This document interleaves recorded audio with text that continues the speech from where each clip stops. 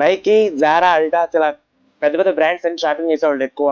ఇంతకు ముందు యూకేలో ఫ్రాన్స్ వెళ్ళేవాళ్ళు. ఇప్పుడు వాళ్ళందరూ అది మానేసి చైనా వెళ్తున్నారు. బ్రాండెడ్ కోసం చైనా వెళ్ళడం ఏంటి? అక్కడంతా క్వాలిటీ ప్రొడక్ట్స్ ఉంటాయి కదా అని మీరు అనుకోవచ్చు. కానీ రీసెంట్ గా ట్రంప్ గారు టారిఫ్స్ చేసినప్పటి నుంచి చాలా మంది చైనా మర్చెంట్స్ అండ్ క్రియేటర్స్ మీరు వాడే ప్రతి బ్రాండ్ మేనేజ్ చేయాల్సిందని చెప్పేసి వాళ్ళు ఎక్స్పోజ్ చేశారు.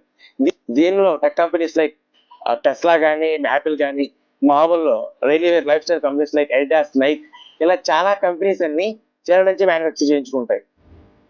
దీనికి మెయిన్ వచ్చేసి అక్కడ కాస్ట్ ఆఫ్ మేకింగ్ చాలా తక్కువ. చైనాలో హైనన్ అని ఇది ఏషియాస్ లార్జెస్ట్ షాపింగ్ స్పాట్ అది. ఇది వీసా ఫ్రీ అవడం వల్ల చాలా మంది రీసెంట్ గా అక్కడికి వెళ్ళి ఎక్కువ షాపింగ్ చేస్తున్నారు. సుమారు 42 బిలియన్ షాపింగ్ జరుగుతుంది ఎవ్రీ ఇయర్.